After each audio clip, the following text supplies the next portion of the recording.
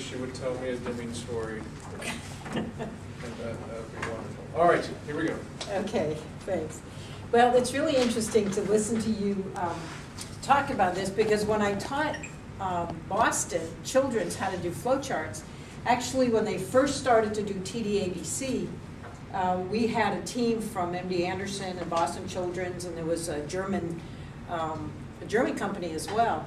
And what they were doing was not flowcharts. They were doing Excel spreadsheets. So what do? I register patients. How long does that take you? 3 minutes. Then what do? Well, then I check insurance. And so they just had it all, as an Excel spreadsheet. But they missed all the information that you get from a flowchart. So, I went to the course and I said, boy, you're really missing the boat here. And they went, really?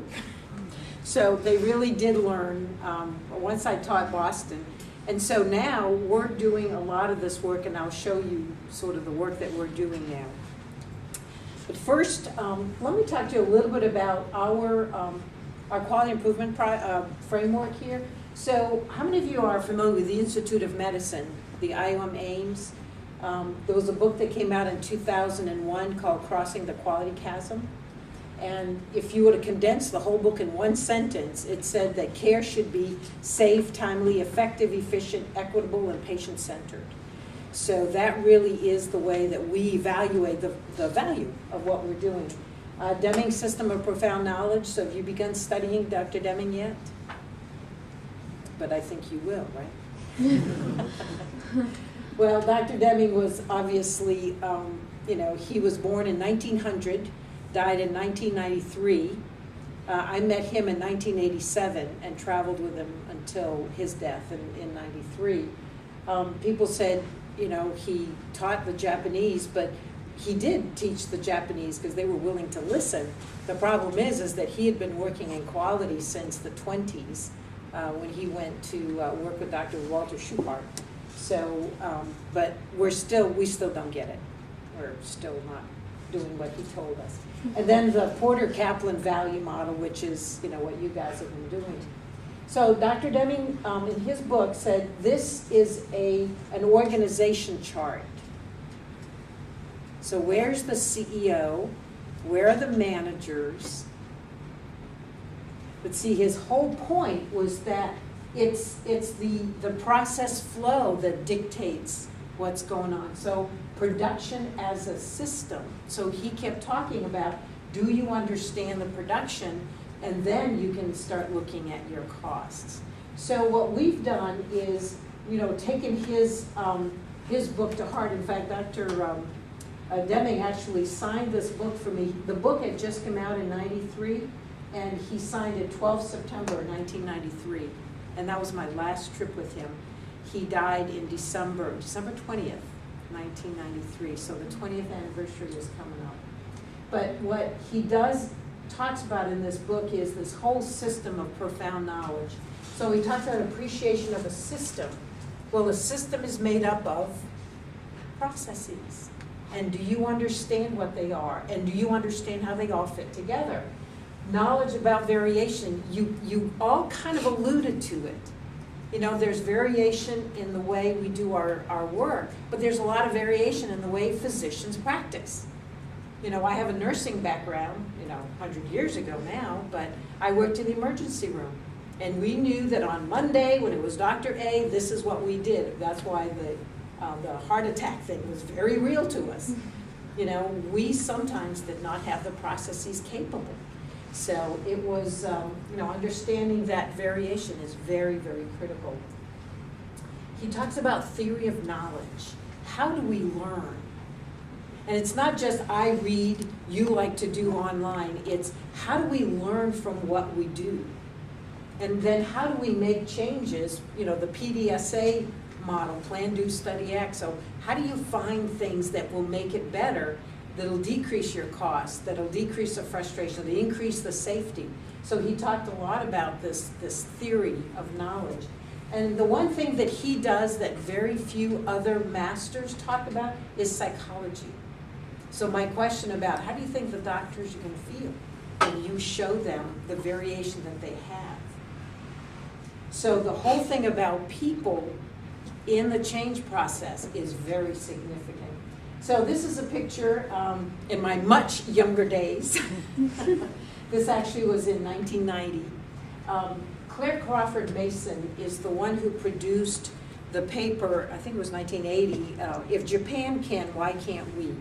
And it was the first time that we clearly exposed the fact that, you know, Toyota and Honda, they were having us for lunch. I had a little Volkswagen, and I thought this was just, you know, the greatest car, and we laughed at the Corollas because we thought those are toy cars. They're not.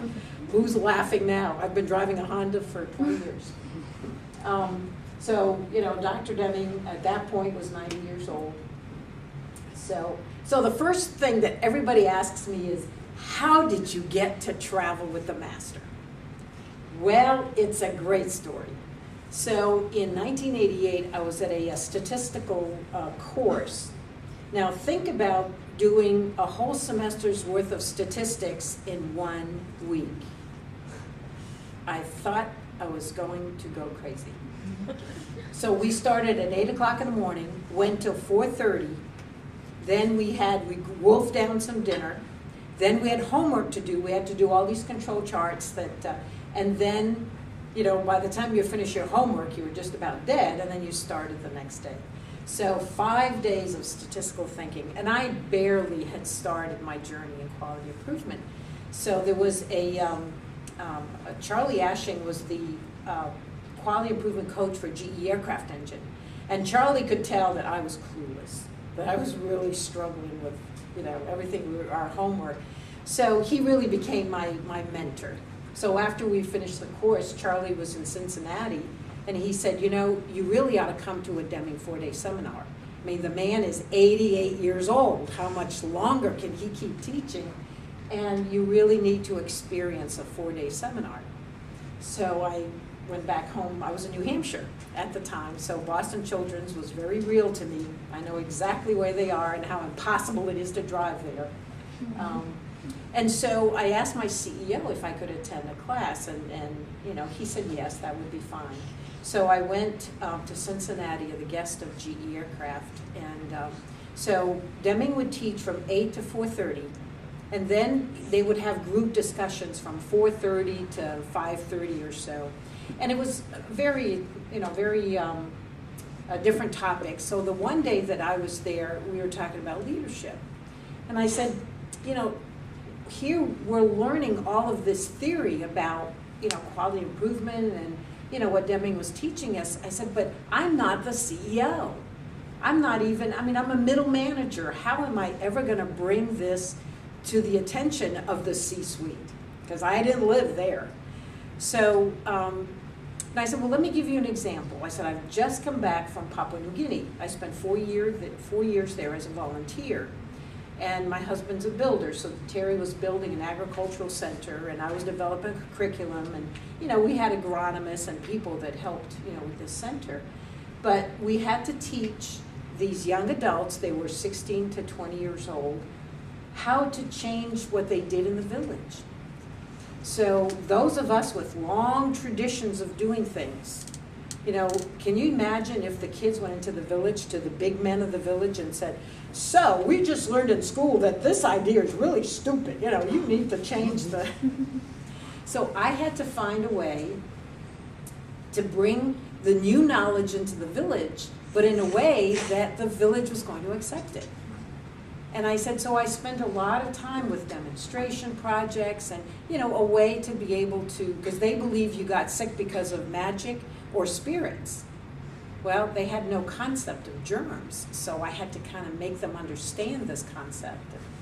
So, you know, and I said, that's where I'm at. I mean, I can't go up to the C-suite, you know, and Dr. Deming would come back at 5:30 and we'd do a debrief. And so that was my comment to him, is that, you know, you need to help me bring this to the C-suite because I don't live there. So after we talked about, you know, different stories, and so at the end, everybody would line up and he would autograph their book. You know, of course, I wanted my Out of the Crisis. And the funny thing, if you read that book now, Out of the Crisis, it was written in 1982, you would think he just wrote it this year. Everything he predicted is happening. So, so I lined up with everybody else, and he looked at me and he said, now, you were the one that was in New Guinea. And I said, yes. And he said, would you join me for dinner? I want to hear some more about that. Wow. I could not have been more excited if Robert Redford had asked me out. I am that old. I remember Robert Redford being very young. So, so you know, I turned to Nancy Mann. Dr. Mann organized the seminars, and I said, can I do that? And she said, he's the boss. So he signed a few more books, and then, you know, got up and took my hand, and, you know, I mean, at 88, he was a little wobbly. So we walked to the dining room, and there was this private dining room. It was about 12 people, and all very important people, all PhDs and deans, and, you know, and one peon that could hardly spell quality, because at that point I was still kind of learning. So, you know, he sat me on his right side because he was very hard of hearing. That was his hearing aid. But I remember the dean of a business school coming up to him and saying, she said, Dr. Deming, I don't have time to take your 4-day seminar, so I thought we could talk about quality over dinner. That's like saying, I'd like to be a surgeon. Would you talk to me for a half an hour and I'll learn surgery? I mean, I've been at this for, 30 years, and there's still so much to learn. So that's the last she ever got to say to him the whole evening. If she didn't understand that this is a science that takes a lot of work. So that was my introduction to Dr. Deming. And so we spoke about my time in New Guinea and the culture changes. And, you know, you can be very arrogant about bringing change into your organization, or you can be very smart. And so one of the things that I learned in New Guinea was keep your mouth shut for the first year. Pay attention. Listen to what people are saying. Study the culture. And when you get into your management job, if you're not there already, listen to what people are saying. And so once you understand the culture and, you know, this wonderful diverse group, you probably come from the 4 corners of the world. You know, can you imagine if I went to India and said, okay, I'm going to have it? I was like, yeah, right. So my time in New Guinea taught me to keep my mouth shut. So that really was the introduction to Dr. Deming. And about a month after that class, I got a postcard from Dr. Deming. He was in Portsmouth, England, and I was in Portsmouth, New Hampshire. And just the little postcard that said, I remember making... I was very fortunate to meet you, wondered if you would consider traveling with me. Yes. Because he did need assistance. I mean, you know, at 88 and hard of hearing, he always needed somebody with him, but he only had people who were students. So that's how I got to meet Dr. Deming. And so about every 2 to 3 months, there was quite a few of us that I didn't do it full-time because I did have a full-time job. So every 2 to 3 months, you know, his secretary would say, can anybody go with him to California? And, you know, then I'd say, yeah, I'm free, I can do that. So towards the end, he had a pacemaker put in 1990. I met him in 88, so it was 90. And then we started to have more nurses following him, so we could check the meds, check the pulse, and that sort of thing. So I kept a diary of the man. He loved gin. I did not. I learned to like gin. So every night after he was finished, he would take a glass and fill it with ice and put gin in it, and we'd sip our gin. So the first time he did my glass, and I went, I think this is going to work. So the second time I filled up with water and put a little bit of gin. So it was like, you know, the fireside chat, because that was my personal time with him. I got to listen to his trips to Japan and the wonderful people that he met there. They really revered him because though he was there after the war, he never treated them like a defeated people. He treated them like colleagues and business people, and so they paid attention to him, and that's why the Deming Prize was named for him, because of his love of the people. So this was an interesting quote in his book. I'll let you read it. Can you read that in the back?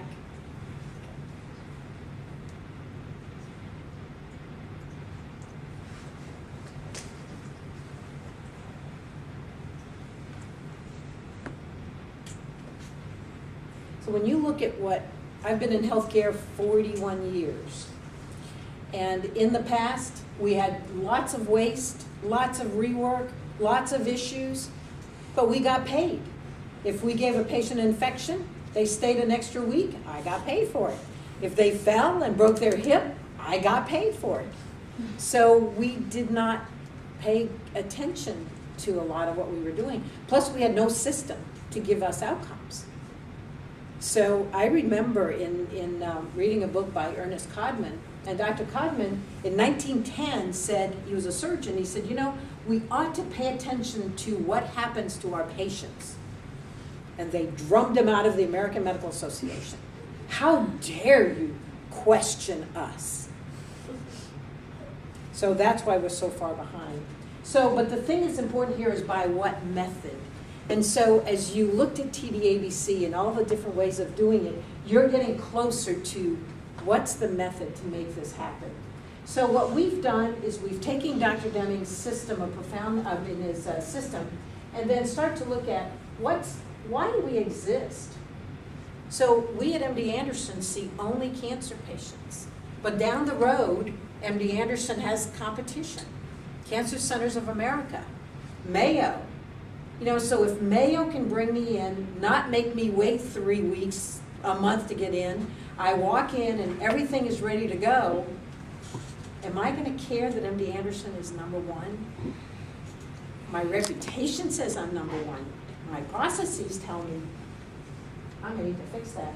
So when you think about the flow charts, think about this is the core process. So this is you're in a plane at 50,000 feet and you're looking down at healthcare. This is what that looks like. So you have access, screening, diagnosis, treatment. Under each of those are monstrous flow charts, lots and lots of them. So this is going back to value. So we do pay attention. What is value? It's outcomes over cost. Do you know how hard it is to measure outcomes? It is bloody hard. It is really hard for 2 reasons. One is we don't have the data structure to be able to do that. Maybe Epic will help. I know it's going to help do that a lot. But the other thing is there's still a lot of variation. So if I have a process and I have 3 doctors that do it 3 different ways, what outcomes am I going to measure? So all of these measurement things are starting to hit us. And then we have mission areas, and one of the groups talked about, what about education and research? You know, that is a very big time consumer. So we have to pay attention to that. And then how do we improve? And so this is where we use Deming's profound knowledge. So we really take to heart what that is. And then here's the IOM aims again. You know, care is safe, timely, effective, efficient, equitable. So if I think about access, how safe is it? If somebody has a brain tumor and I make them wait 6 weeks, it may be too late. Is it timely? Is it effective? And then finally, workforce safety and meaning in work.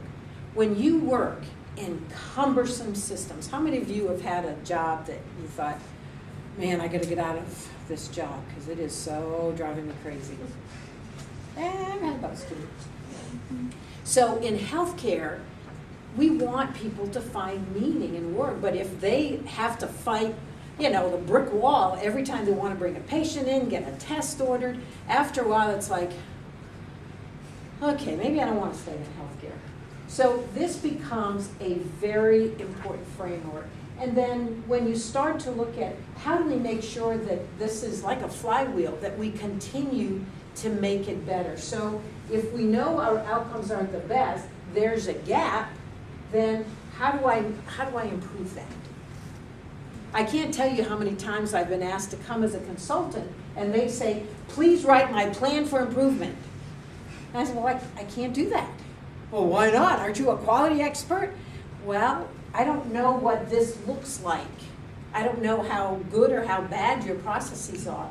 I don't always know your mission and your vision. I have no idea how people get their work done. And you want me to write your plan?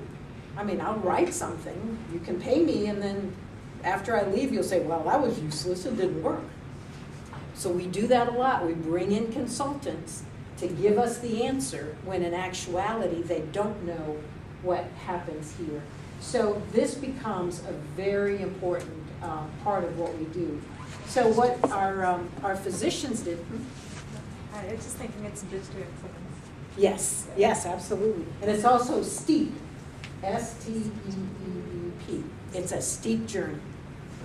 So what we did, we took a big group of physicians and we started to say, okay, let's talk about access. What's the most important aim for access? And the faculty said it's efficiency and timeliness. You've got to get them in, and you've got to get them in without driving them crazy. So then they said, well, what are the focus areas? So timely access to appointments and efficient template management. When you are CEOs of hospitals, never let the physicians create their own templates. There is a science to it, and they didn't learn it in medical school.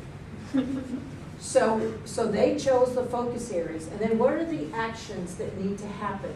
And then what are the metrics, and what are the barriers? So this is called a driver diagram, and it really focuses our quality improvement plan. You'll have access to all these slides, by the way, so wherever you end up in a hospital, see if they have anything that looks like that. We did it with diagnosis. For a diagnosis, they talked about efficiency and timeliness. Nobody can make a diagnosis unless you have imaging and you have labs. So they said, let's focus on that first, so that'll drive, the rest of what happens. This is diagnosis. So efficiency again and timeliness. So test results and appropriate test utilization. We do a ton of tests. Tons. Are they all needed? No. This is treatment. Yeah, it does kind of drive it off there. So for treatment, it's safety and effectiveness. So eliminate adverse outcomes, make and follow treatment decisions based on best evidence, data. The thing that drives me crazy is when I talk to a group of physicians and I'll say, well, my experience, and I'm thinking, okay. Somebody said, in God we trust, everyone else bring data. So you're going to see a lot of that, and that's why there's so much variation. So this is our takeoff on TDABC. This is what we did after we taught them to do flowcharts, and they went off and they're still trying to figure out how to grab all of the information. But what my group did was we took the process piece and started to use all of the tools. So this program is to create a comprehensive visual display of current work processes for analysis to drive improvement in clinical quality and financial performance. This is so cool. I have such a smart staff. So why do this? Mobilize clinicians to make changes. So if you go to a group of physicians and say, thou shalt change, and they will say, no. Capture the voice of the patient. Sometimes what really makes us think about things is what's the voice of the patient here? Illustrate frontline reality. So one of the things that we do as we do our flowcharts is we talk to the staff.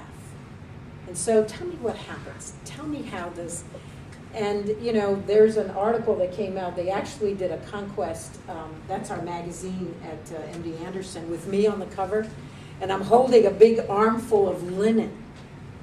And I'm making this smirky face. The photographer said, come on, do a face. And I'm thinking, and you put that on the front. I'm like, but the story is, when I was a young nurse in the early 70s, I used to hoard linen. Contour sheets had just been invented. And so there weren't enough to go around. So I knew that if I had contour sheets, I could cut the time to make my beds and all that stuff by half. Because you just flipped on one corner, you bathed your patient, and you took the other one out, flipped the corner, done.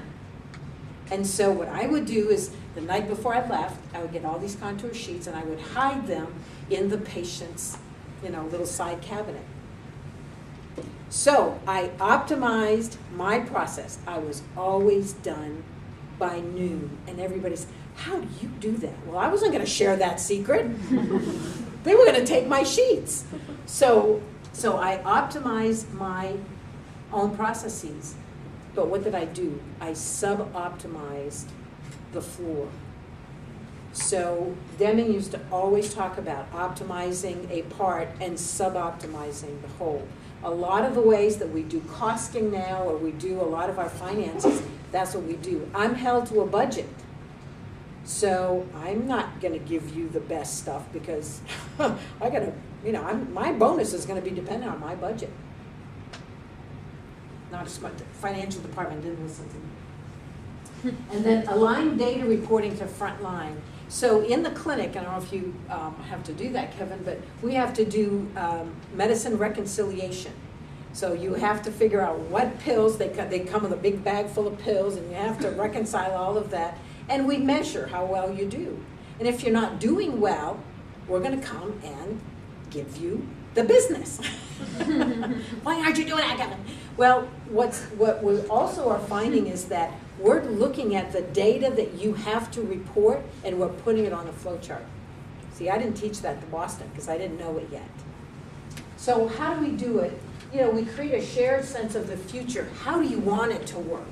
So TDABC, kind of gives you what's happening now, but it also gives you what's happening now and all the waste and rework that's going in there. So a couple of the teams talked about how do we improve this? And so that's a big part of what we do. Align with strategic goals. I think I know what our goals are this year. But very few healthcare organizations have clear goals that drive operations. I hate to say it, but, and if they have them, they're kind of, I don't know, out there somewhere, apple pie, motherhood or something, So this really, and that's the thing that the Japanese did well with Mizuno, I believe, was the one who started to write about total quality management, TQM.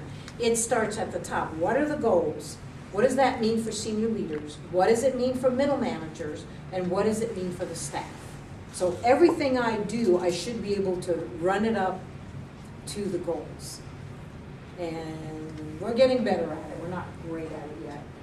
Develop clearly defined aim and scope, so that tells us what we're going to do with that. Engage all levels of leadership. When we go to your area, and we will be there, I think this spring. GU, I think we'll be there in March, I think. Don't hold me to it though. So we do want leadership to be there. Avoid competing priorities. So if you have a major change happening, and everybody's going to be going through Epic, so we can't stop for 3 years, so we'll just have to keep doing that. Create two-way communication. It's amazing what happens when people see their processes. You have no idea how process illiterate we are. So when most of you said, well, you can see your process. I can tell you for the most part, it's like the first time anybody knows how we bring a patient in. They have no idea everything the business office has to do. So it becomes a big eye-opener. Instill psychological safety. Now there's an interesting one. Because a lot of times, so think about, you've got a room here and we've got Kevin's a CEO, we've got doctors and we've got the managers and we have, a couple nurses and some frontline staff. And the frontline staff want to say, there are 3 doctors here and I never know what they want because they changed their mind and the process has changed. Do you think the front staff is going to say that in front of the managers and the doctors? No way. No way. Absolutely, you're right. So the first thing that we do is start to talk about, if we don't know what's happening, we can't fix it. So I always tell folks it's sort of like a patient coming to the doctor and say, doctor, I got a pain in my stomach. Okay, well, let's do some tests and okay, well, let's, we'll undress you and, oh, no, don't you touch me. I'm not, well, how am I going to know what's going on? I don't care. I'm talking to you. Tell me, what's wrong with me? Well, I can't poke. No. So without a flow chart, that's what we do. Managers will make decisions. They don't realize that they just made it worse. So we do work very hard on the psychological safety. So then what we took is we broke it into 3 phases of the work, and I'm going to give you a little bit more. So the first thing we do is a data diagram. So what that is so for instance, this is an area, I can't remember if that was, might be head and neck. So one of the things we did was went to the business managers and we say, so tell me what your business is like. So they said, well, 60% of our patients are thoracic medical, 30% are surgical, and 10% are radiation oncology. So the clinical business manager gives us that information. So we start to break it out. So of the medical, our new patients, that's 12, 13% those years. Consults is 4%. Follow-up is that procedure, they don't have any procedures there. So now what we're starting to do is put the business onto, that's going to create our flow chart. So if I'm going to spend, and you all said it's very time consuming, so do I want to go spend all my time here if that's only 10% of your work? 30%, you're getting up there. But if I have to start somewhere, let's start with the biggest volume. So this gave us our volume. And then what we found out is 84% of their patients are follow-up. Well, who does follow-up? Are they all necessary? And so now you're starting to ask the questions. Well, the doctor sees the follow-up. Do they really need to? Maybe it could be a mid-level, or maybe it's just a nurse. My husband had a small cancer removed from his nose, and so they wanted him to go back for a follow-up. And I said, do you realize they're going to lose money having you come to the clinic for a follow-up? I mean, I can look at it and tell you there's nothing wrong with it. So a simple education could have prevented all of that. So this is called our data diagram. So it kind of tells us what my business looks like. And then we create a menu. So if you think about, remember that thing I had down the bottom there. So patient access. So what does that mean? There's processes in here. There's a check-in. There's intake.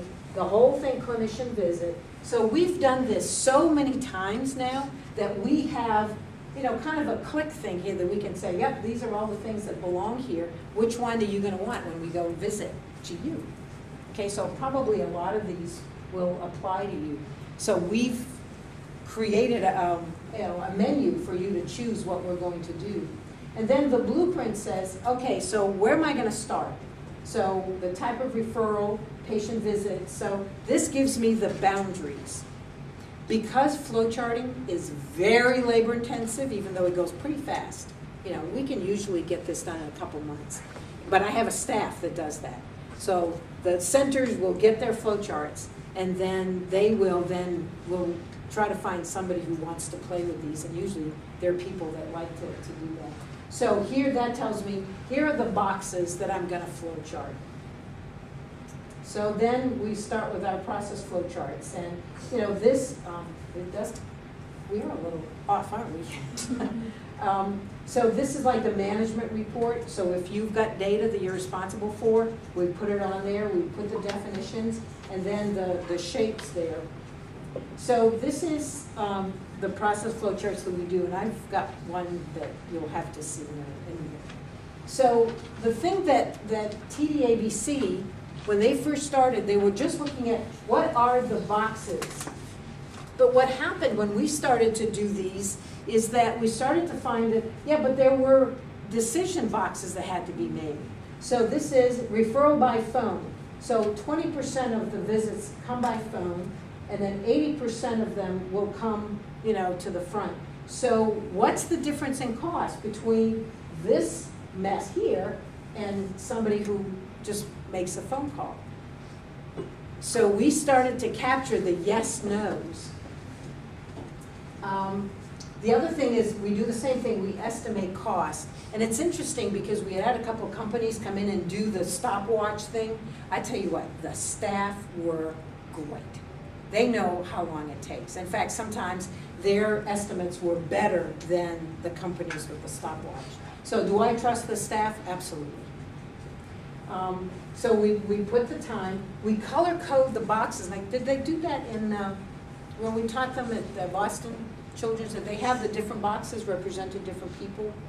Okay, I couldn't remember that.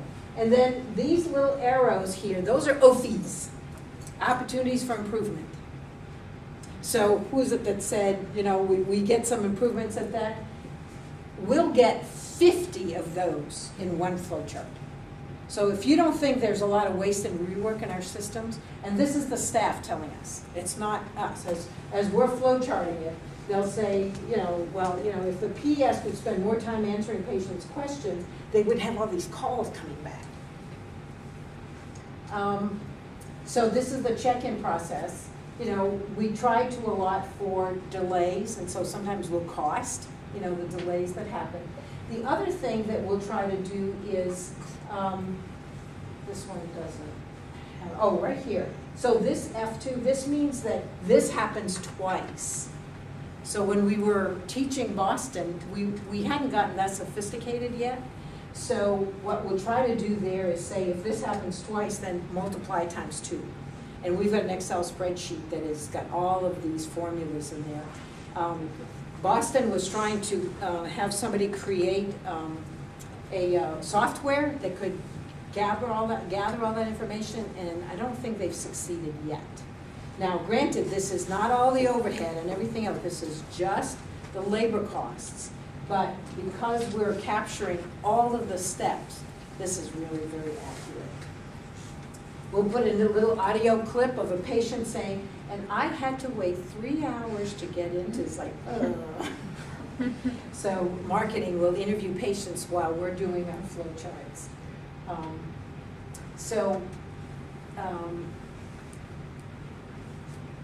Okay, oh, management report. So this is something that has to be reported, so we'll circle it and say we have to report how many isolations we have.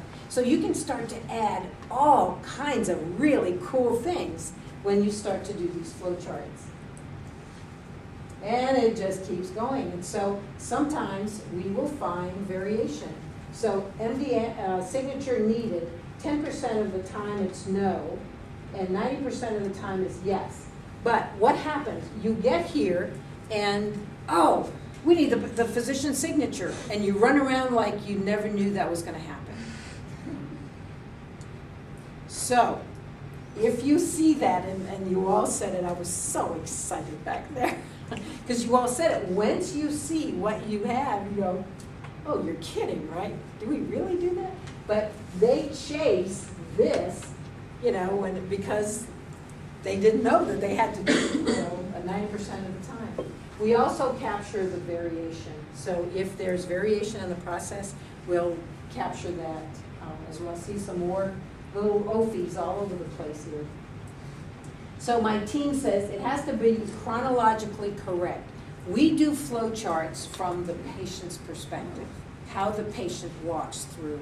And that's something that a lot of folks don't realize. Like, we have a lot of industrial engineers, and they will do these awesome projects, but they don't know that, you know, they'll say, well, how do you get pain medication? Well, you know, I ask the patient if they have pain, I call the pharmacy, get their pain med, sends it up, I give it to them. 4 boxes. Any nurses in the room? Let me tell you, it is not 4 boxes. But it takes a clinician to be able to say, yeah, now tell me how it really happens. Well, I gotta check the chart, is there an order, who's on call, is there an allergy, do they have a contraindication, you know, so there's all kinds of questions that have to happen. So you want it chronologically correct, you want it mathematically accurate. So we really try very hard to make sure we capture all of that. Artistically simple. Have you ever seen a flow chart that looked like the wiring diagram of the space shuttle? I did. And when I started doing the flow chart went down, and then it went down, and it went down, and it went down. Oh my God, the physicians looked at that and said, no thanks. So that's when I learned to make them long ways, to make them horizontal. It's like reading a sentence, so people can see what they're doing.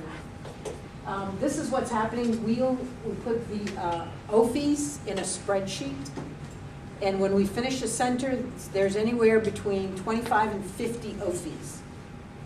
So we look at what the center can change, that's in their control, what they can influence, and what is beyond their control.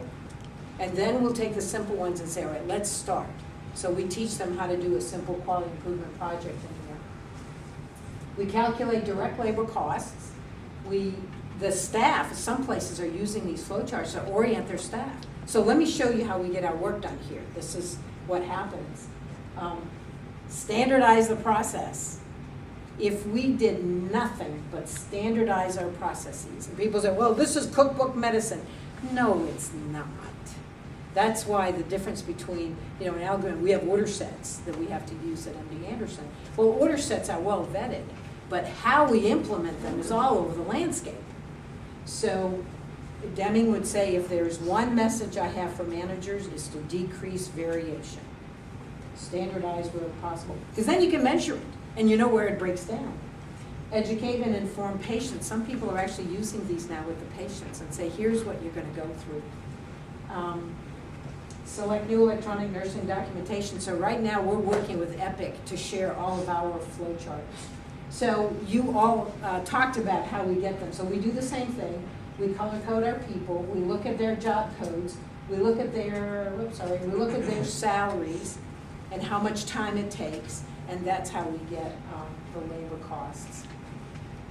So I'm trying to think of why that one's in there. Oh, I see the river. So I obviously took those slides from my staff. I steal liberty. So this is, when they do their maps, they'll put what's included and what's excluded, so they know exactly what it is that we're flowcharting. So this is intake and visit. So we'll segment our flowcharts. So all the people who are part of the intake, they're pink, so these are all the nurses that do this. And then they hand off for the clinician visit, and the doctors are yellow, ugly mustard color. I don't know who chose those. So that, helps you see everything that, where they need to be. Shapes. Any of you ever done flowcharts before? They're so much fun. I love doing it. You use Visio to do that? Yeah. So that's basically just telling you the shapes that we use. Rectangles are steps. That's the estimated time. Every decision should have a yes or a no. So, and then we use that to calculate the times as well. We call them probabilities. These are frequencies, so how often this will happen. So it'll impact, your cost. Red flags, those are our OFIs. And then the voice of the patients. So we tried to put, kind of a little thing in there. And then these are the management reports. So whatever we're responsible for, we try to embed them. So if we know that this reconciliation isn't happening, then we'll say from this place to this place, from this box to here, that's where it needs to happen. So now you can go to the flowchart and say, oh, well, I've never done it there. Well, maybe that would be a good place to do it. So it really lets you, it's like open the book and this is where you need to be. So that helps with reports that we have to do. We capture variation. So there's either clinical.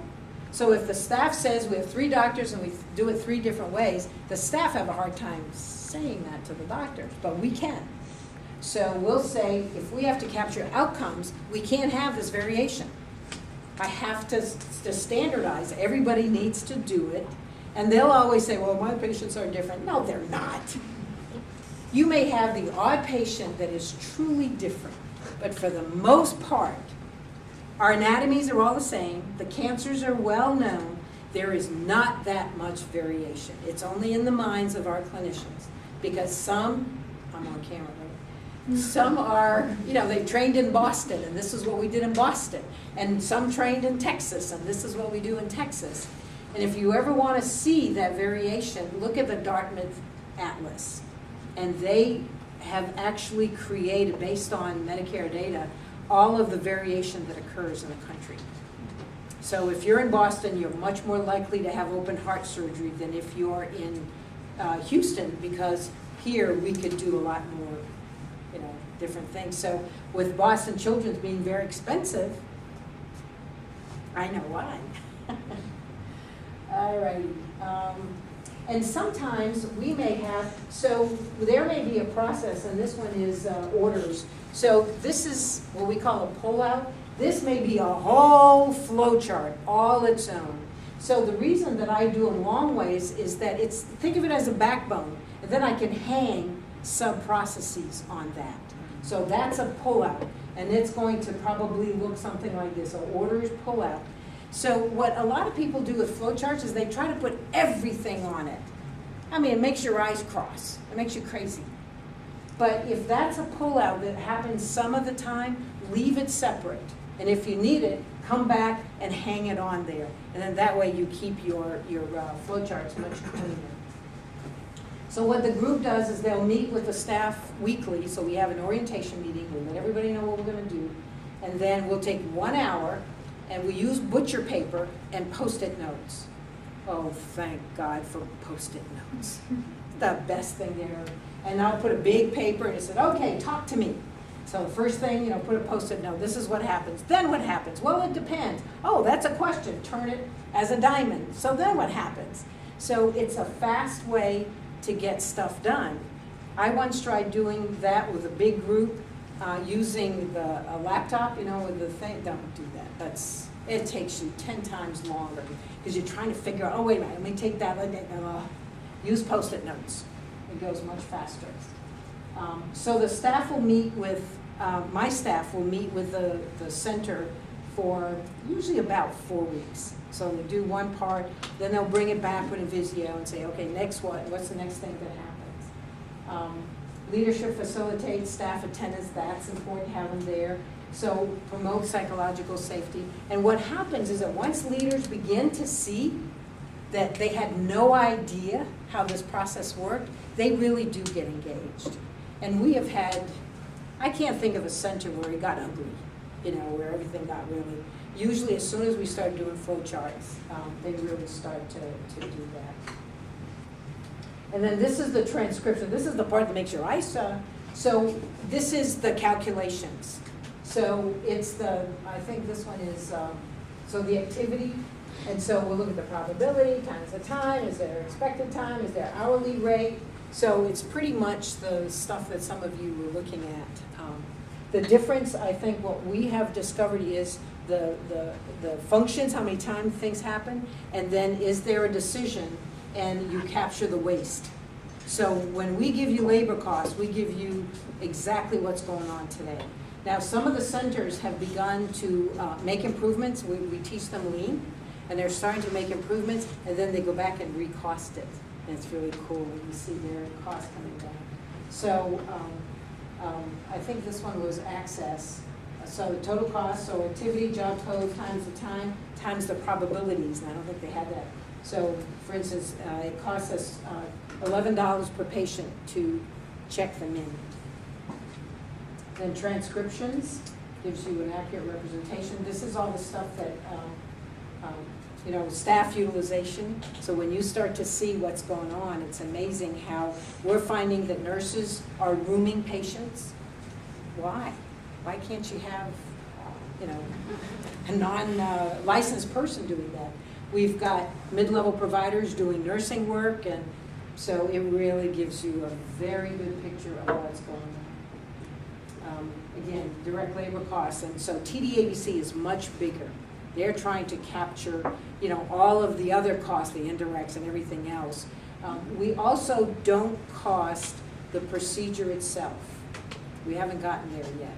So that's going to be a different cost altogether. It'd be interesting to, so a good costing system tells you which areas are worth addressing and gives you confidence to have the difficult discussions with medical professionals.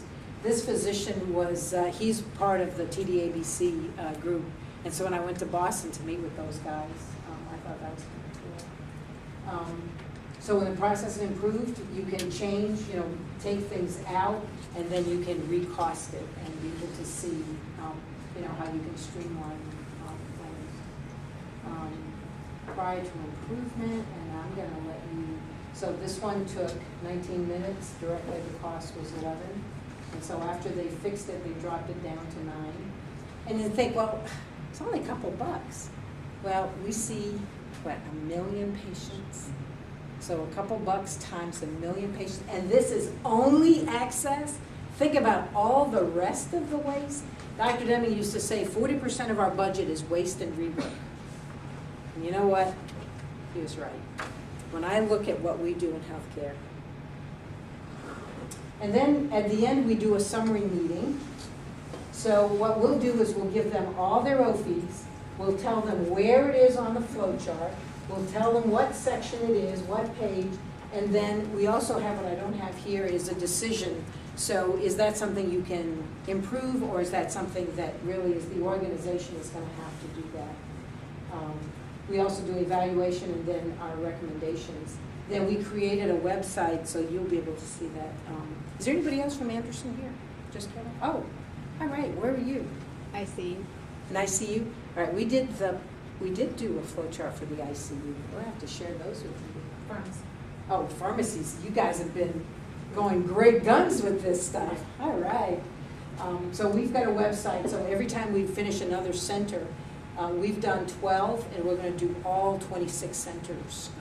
So our institution has committed to understanding the processes. There really is no other way. All of you that said TDABC is a better way to do it, nothing else gives you a picture of what you're doing. So this is a website where you guys will be able to, again, for those of you. So I want to show you what a flow chart looks like. And this is one, this is a for real one. All right, so I'm going to need you on that side to hold this piece. So this is our breast center. Yep. Thank you.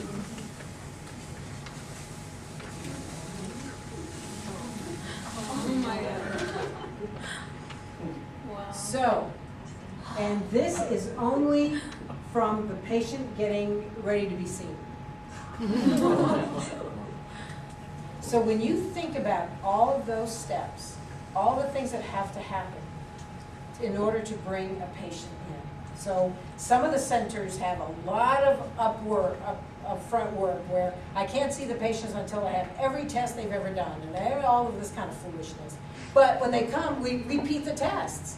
So what was that all about? So this is, and let's leave it on the table if you want to come up and look at it. So you'll be able to see pretty much everything that I talked about.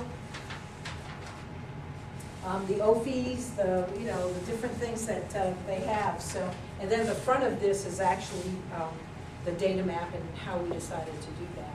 So think about how exciting it is for the folks who feel like they've been badgered forever. You're not working fast enough. How come you missed this? This isn't happening. And I was like, oh, golly Dave. So now the story is on paper. And so now they can say, if we change this and move this around, now that's going to be a lot better. And so it's not the leadership coming and saying, you are going to do things differently. And you say, yeah, you can say that. You have no idea how I get my job done. And that's true. Managers they're about the last people we put on these teams because we don't know how work gets done. So that's the exciting thing for staff. And so you can begin to see as you start to do these flow charts, the psychological safety starts to happen.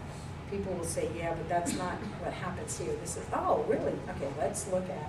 And so when we did the final presentation to the breast center, the physician, whose name fell out of my head, she was at the meeting and she said, all my years of medical school, I had no idea how all of this happened.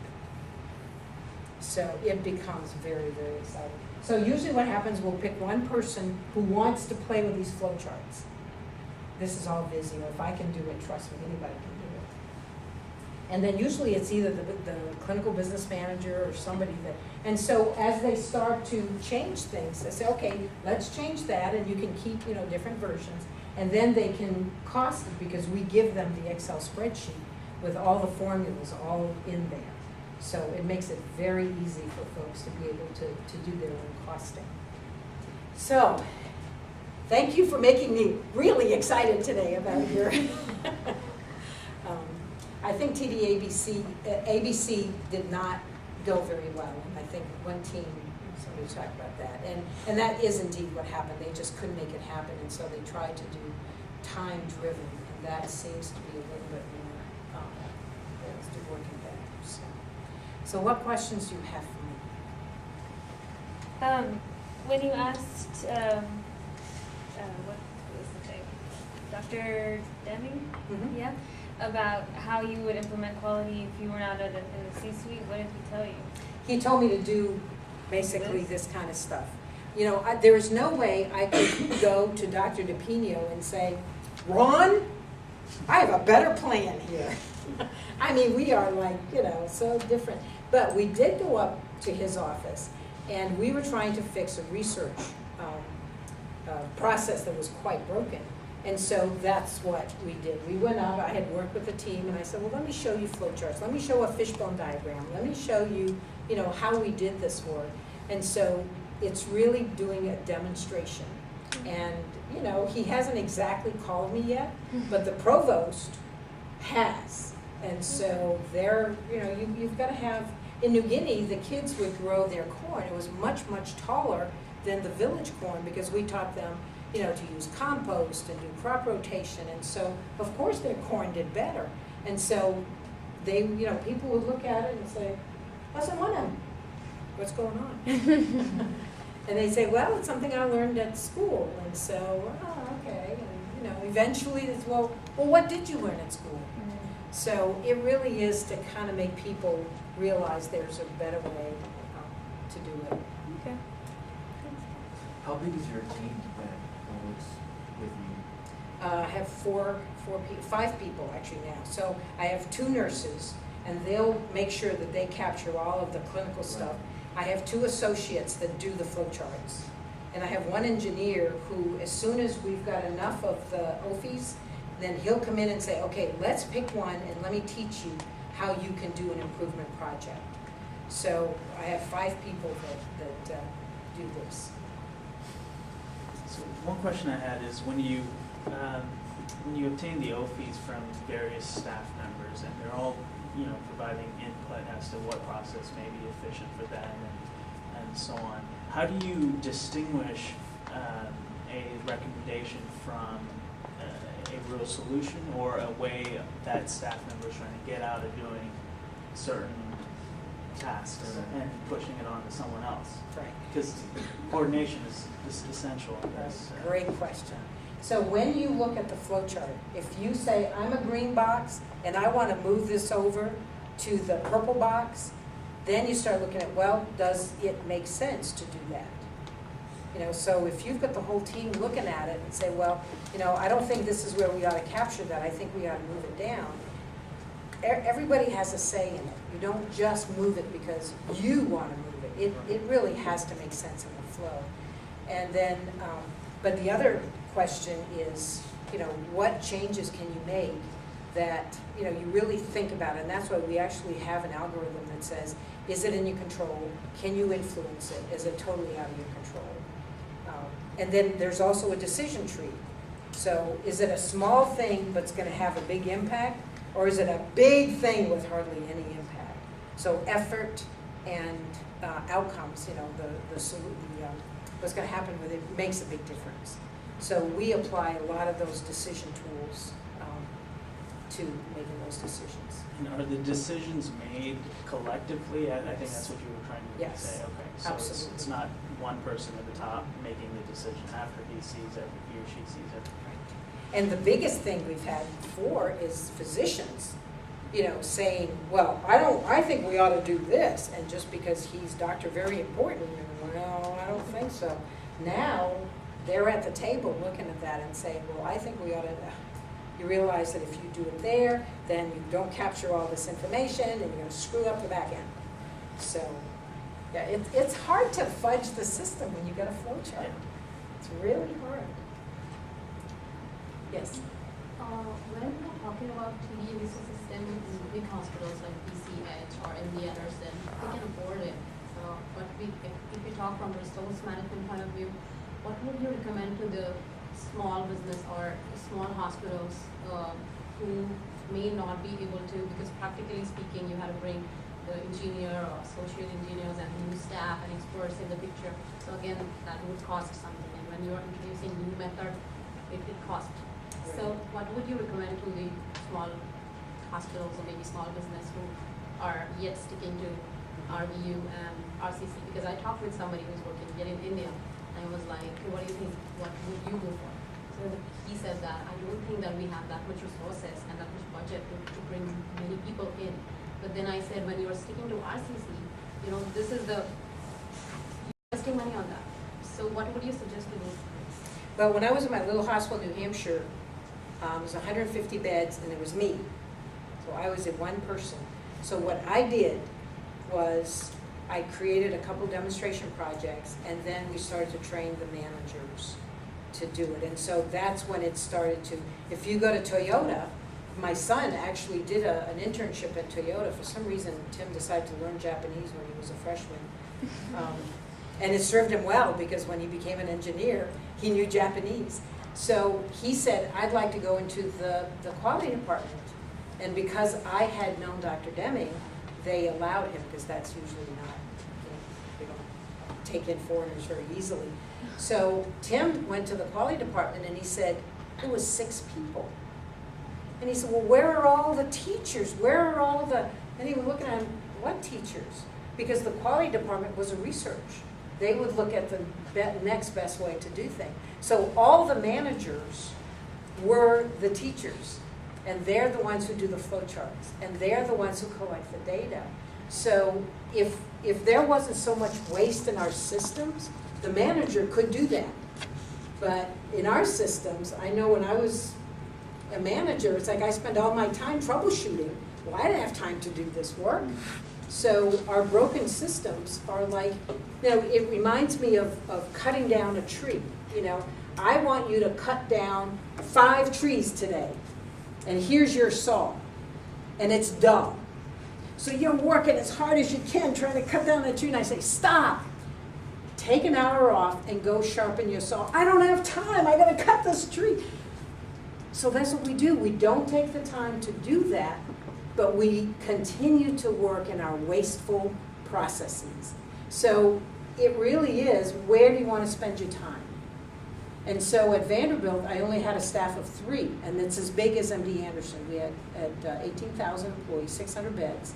And so it really started to, it was the same thing. I do 1 or 2 clinics, and then started to get others to, now they weren't half as sophisticated as that. You know, we learned a lot from those days.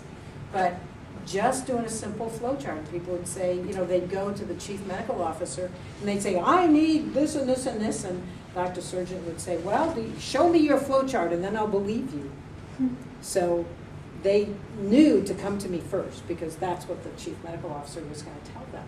And it was amazing how many times they wanted more people and more rooms, and they needed neither. They just kept their wasteful, you know, processes in place. So it takes, the biggest thing to convince people is, do you want to keep working in your wasteful system, or do you want to spend resources to get the flowcharts done, and then you can improve? So it doesn't matter the size of the hospital. It matters the will to do it. And you know, we're doing a fairly good job because we have a lot of people. We're going to be able to get it faster. But we're going to bundle payment this year, 14. I know we're going to start. No, we have to report in 2014. So all the other hospitals that had to report core measures, and you know, we were DRG exempt. So we just got paid for everything we did, all the waste, all the extra tests, all that kind of stuff. And so not only do we have to catch up to hospitals that have been DRG, but we're going to have our own cancer metrics. And talk about panic in the streets. It's going to be tough. So that's why Dr. Burke, our physician-in-chief, started to look at these flowcharts, and he said, that's the only way we're going to keep ourselves above water. because we've been Paris Hilton with a credit card. You know, nobody ever said I couldn't buy all these toys. We were a wealthy institution, and nobody ever made us pay attention to our budget. Delete that from it. What other questions do you have? While seeing the case study, I've seen that they say TDABC for the direct cost, labor costs. But what about the indirect cost, the HR and IT? Is someone working on it, or Yes. is it into play? Yeah, we have a pilot program going at MD Anderson. Dr. Feely, Tom Feely, is the one who actually started with Boston a long time ago. So he's working very closely with Doctors Porter and Kaplan, and they're trying to see how they can implement the total TDABC. But it's going to be a lot of work. In the meantime, we discovered, hey, this is a great way to start getting, at least our labor costs and the waste and stuff. So, yeah, it's still in pilot.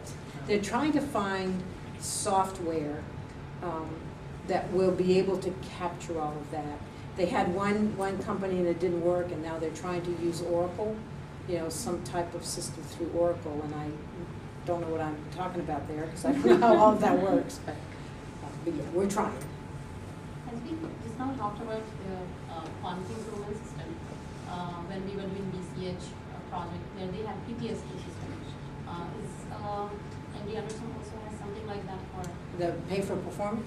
No. PPSQ is a program for patient safety and quality where Oh, yeah. patient can directly go online on the site and say if I'm a patient and I want to see how the system and the cost system is working. They can directly go on site and they can verify the cost right from the process of admission to discharge. Right. We're not that sophisticated, but we are doing the same thing. I think transparency is going to be a very big piece of what needs to happen. And one last question.